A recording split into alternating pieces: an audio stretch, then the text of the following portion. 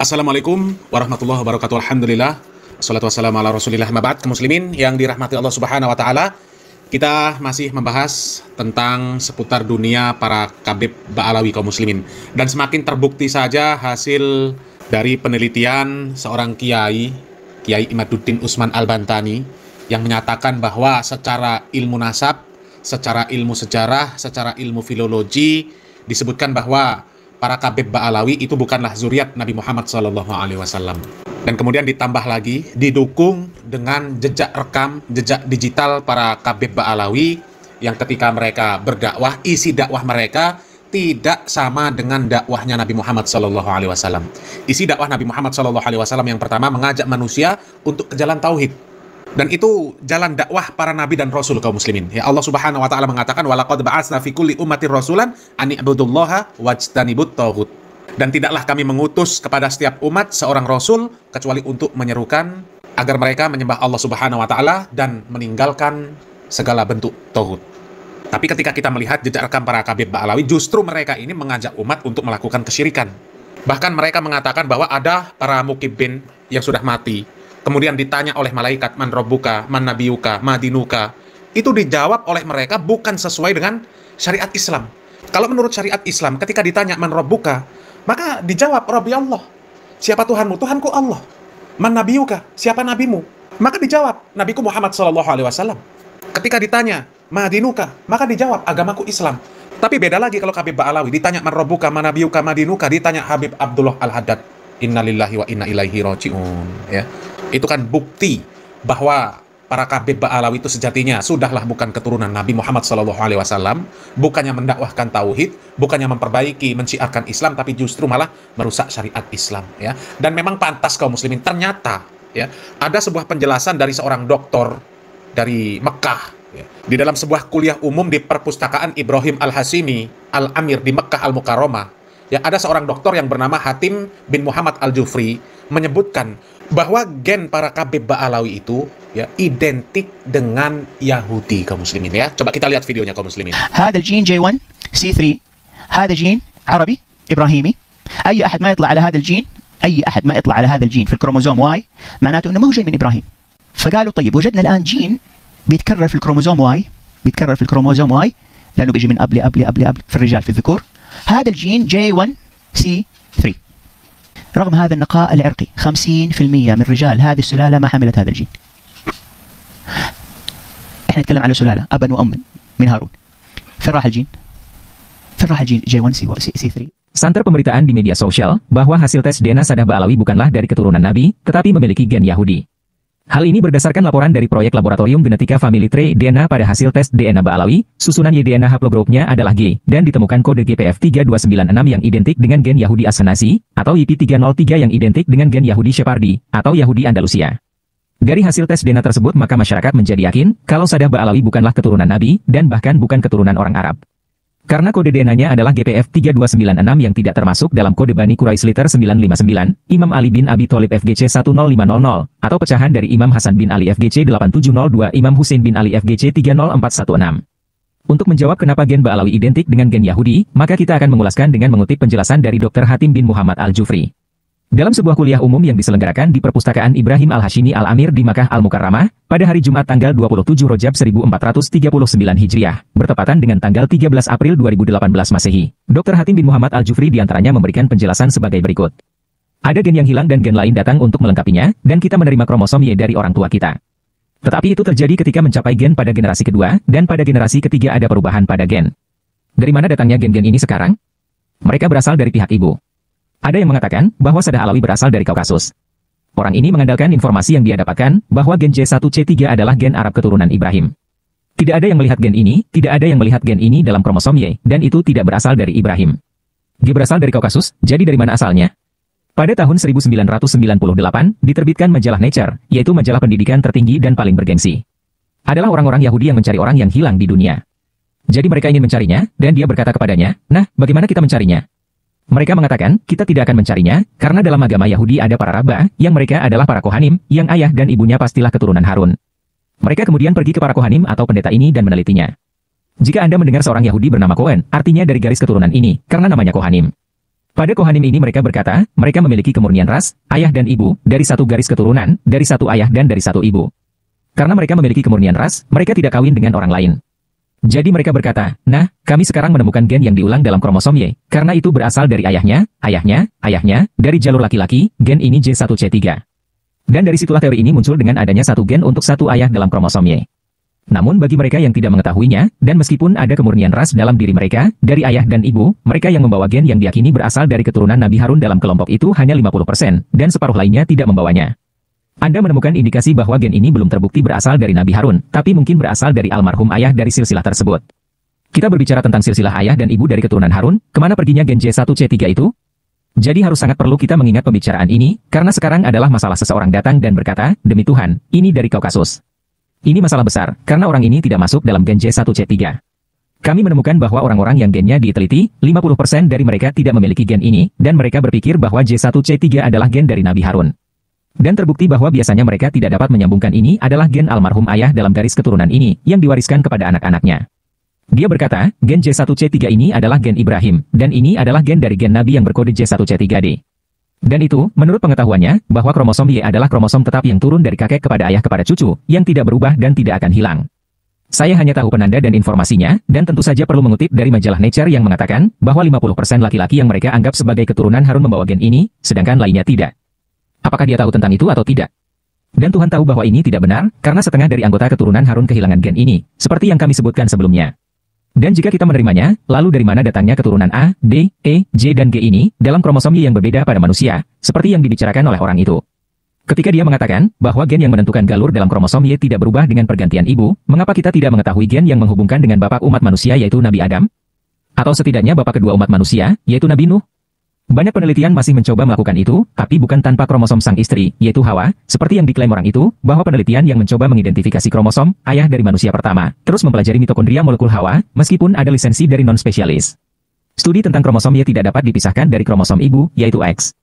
Hal lain yang tidak diketahui oleh non-spesialis, telah dibuktikan dengan bukti konklusif, bahwa kromosom Y adalah kromosom yang paling banyak dan tercepat dalam sel manusia, yang mengalami perubahan, dan tidak seperti yang dikatakan teman kita tadi. Kromosom Y adalah kromosom manusia yang paling rentan terhadap mutasi genetik, dan terlebih lagi, sebagai akibat dari perubahannya yang cepat dan hebat tadi, kromosom Y akan mengalami kehilangan kromosom, dan selama jutaan tahun, kehilangan sekitar 1393 gen dari 1438 gen aslinya. Dan dalam penelitian yang dipublikasikan pada tahun 2004 Masehi, dipastikan bahwa terdapat gen dari kromosom laki-laki di dalam darah perempuan. Baik setelah hamil dan melahirkan, akibat bocornya gen laki-laki ke dalam darahnya, atau bahkan pada wanita yang tidak pernah mengandung anak laki-laki. Dan terkadang mereka tidak pernah hamil, dan persentase yang tidak pernah hamil adalah 21%. Hal ini disebabkan adanya gen dari kromosom yang ditransmisikan kepada mereka dari orang tua dan kakek nenek mereka, dalam sebuah teori yang sekarang dikenal dan digunakan dalam studi tentang terjadinya penyakit autoimun. Dengan demikian, transmisi gen dari kromosom yang diwariskan kepada anak laki-laki dari ibu yang membawanya dari ayah, adalah hal yang nyata dan mapan.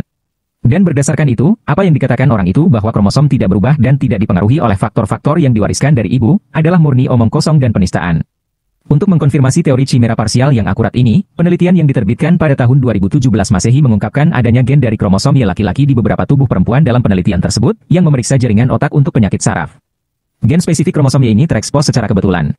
Selama pembahasan hasil ini dalam penelitian, penekanan ditempatkan pada hipotesis dan teori chimera mikro yang disebutkan sebelumnya. Dan dia berbicara secara terbuka tentang efek yang pasti dan konstan dari gen ibu pada gen laki-laki dari anak laki-laki pada kromosom Y. Ini hanyalah puncak gunung es, sejauh mana kemungkinan struktur genetik ibu mempengaruhi gen kromosom Y pada anak laki-lakinya, bertentangan dengan apa yang disebutkan orang tersebut. Tetapi hal paling berbahaya yang dilakukan orang tersebut adalah, dia memperkenalkan pada pengetahuan yang dia tidak tahu apa-apa. Dan itu diakui di kalangan ilmiah, di mana studi dan penelitian berakhir dengan apa yang dia nyatakan. Dan Tuhan tahu, dan seperti yang kami buktikan di sini, ini tidak benar secara ilmiah. Dan dia mengatakan bahwa gen ini berasal dari Afrika atau Kaukasus, itu lucu, seperti yang dikatakan ahli genetika. Dan di sana saya menyadari bahwa siapapun yang berbicara selain bidangnya, maka akan mendatangkan suatu keanehan. Saya berharap orang itu telah meminta informasi tambahan kepada orang yang mendorongnya untuk tampil di televisi, sebelum dia mengambil informasi yang tidak diakui oleh semua sarjana dan spesialis yang diakui. Tetapi orang itu muncul dan menegaskan, bahwa apa yang dia sebutkan adalah ilmu-ilmu yang keabsahannya pasti dan disepakati di antara orang-orang berilmu, dan Allah bersaksi, bahwa itu tidak benar. Singkatnya, masalah ini tidak diterima begitu saja dalam sains, seperti yang diklaim orang tadi, dan Anda menemukan konflik di antara para sarjana hebat yang merupakan peneliti sejati dalam masalah ini. Adapun apa yang terjadi di antara orang terpelajar dan bukan orang terpelajar, maka tidak ada nilainya, ketika dia mengatasnamakan ilmu dan meninggikan suara serta menyebarkan hinaan. Dan saya tidak menemukan satupun pusat terakreditasi untuk wilayah Arab, apalagi tentang keturunan Bani Hashim, sehingga menjadi definitif mengetahui gen yang diwariskan dalam kromosom Rasulullah.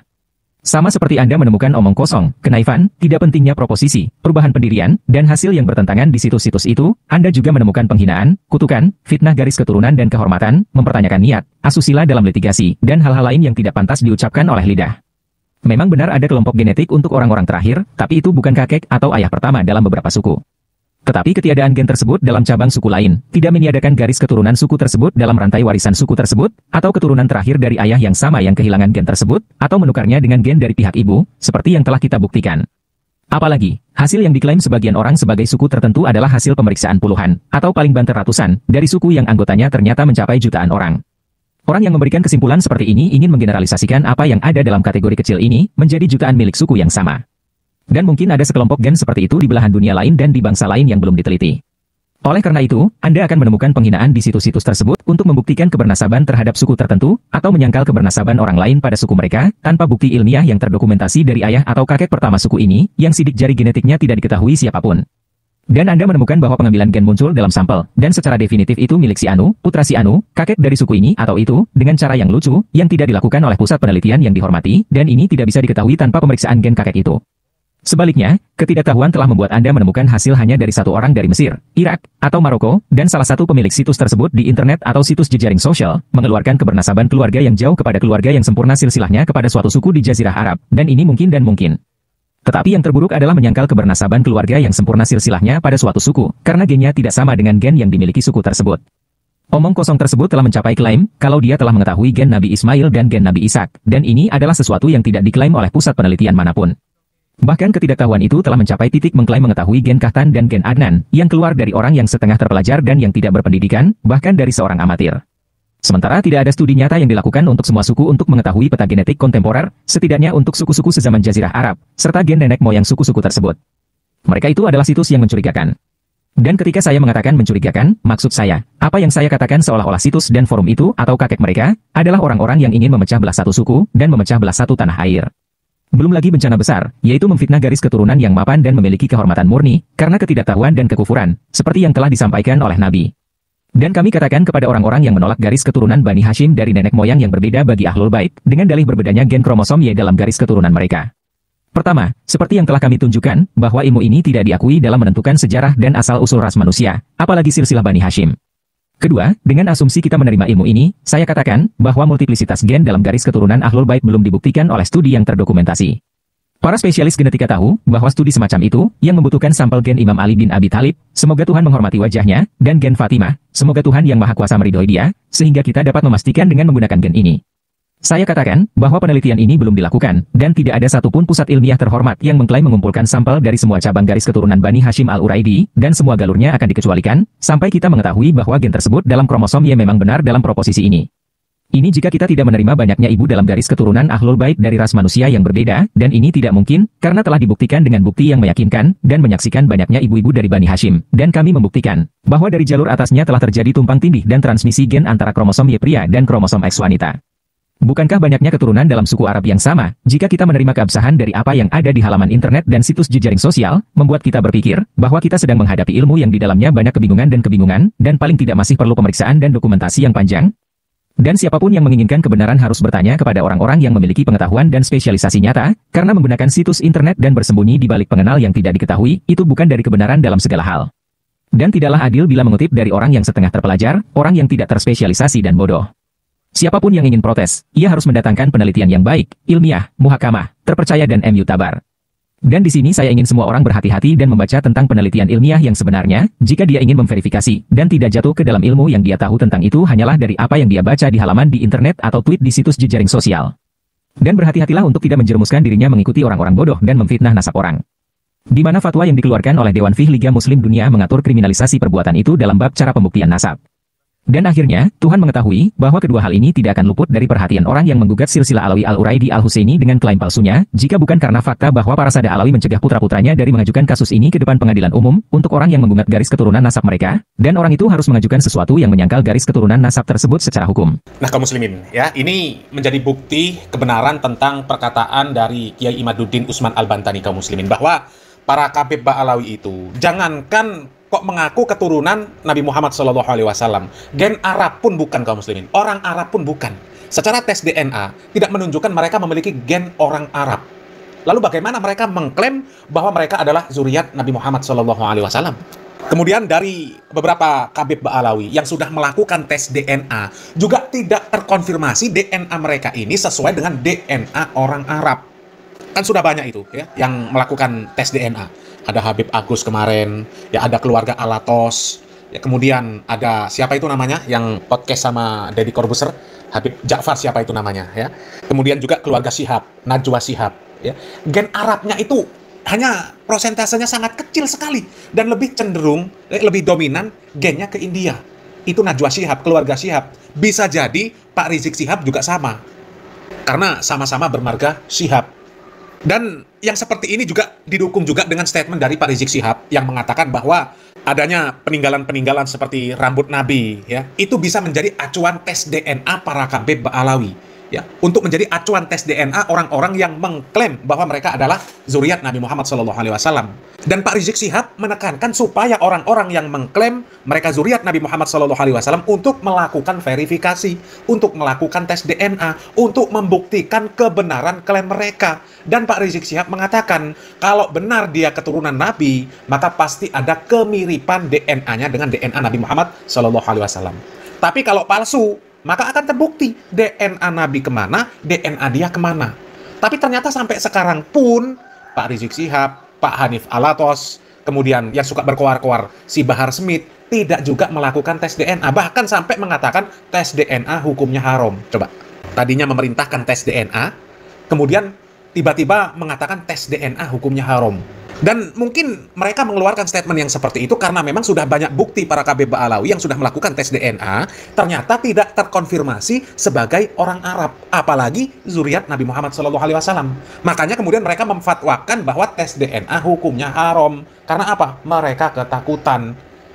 Dan dari penjelasan tadi kaum muslimin sudah jelas bahwa gen para Khabib Ba'alawi itu identik dengan gen Yahudi. Ya, mudah-mudahan bermanfaat. Salam waras, salam akal sehat. Barakallahu fikum. Wassalamualaikum warahmatullahi wabarakatuh.